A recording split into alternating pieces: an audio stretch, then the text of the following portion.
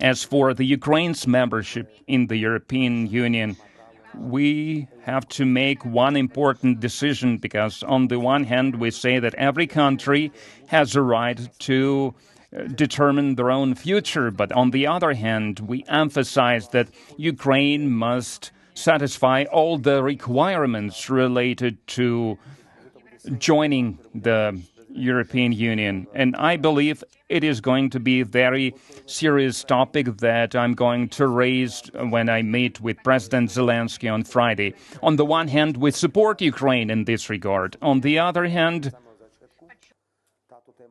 and I would like to emphasize this, and I have been saying this from the beginning, that Ukraine cannot be a NATO member. This is my final decision. But as for the EU membership, we are open for cooperation with Ukraine. Once again, Ukraine's membership in the EU, we have never objected this.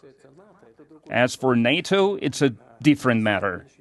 But here, we are speaking about ensuring security of the Russian Federation, not only today, not only in the midterm, but also in the long term. Our position in this regard is well known. We believe it to be unacceptable.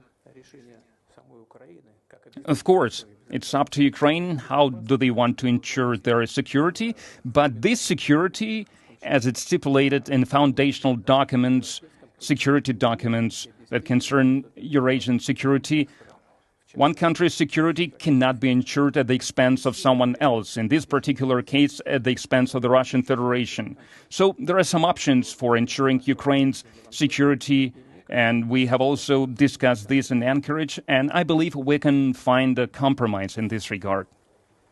And our latest contacts with President Trump, with the American administration in Anchorage, it showed that the new administration hears us, because before, when we had contacts with the previous administration, with President Biden, when we spoke about this, no one wanted to listen to us, no one wanted to hear us. Now we can see that there is an understanding from the other side, and we are glad to see this, and we hope that this constructive dialogue will continue. As for any aggressive plans by Russia against Europe, once again, I would like to emphasize that it is utter nonsense that has no grounds.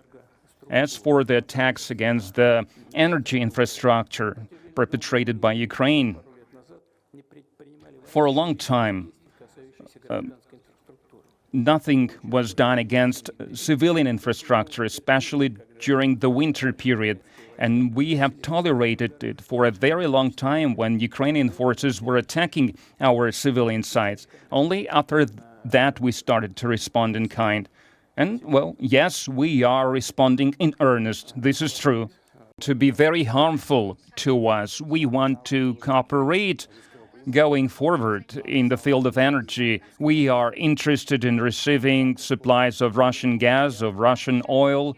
We are also interested in cooperating in the other fields as well. And I would like to say that the Republic of Slovakia is planning to build a new power unit that is going to belong to the state. It's going to be owned by the state, of 1,100 megawatt. We are in contact with the American company, Westinghouse. You know that all the units, power units in Slovakia were manufactured either in the Soviet Union or in Russia, because the nuclear power industry in Slovakia generates more than half of the demand in energy in Slovakia. And I would be delighted if there would be a cooperation between Russia and the US in this field. And it would be good to cooperate with Westinghouse in this field. So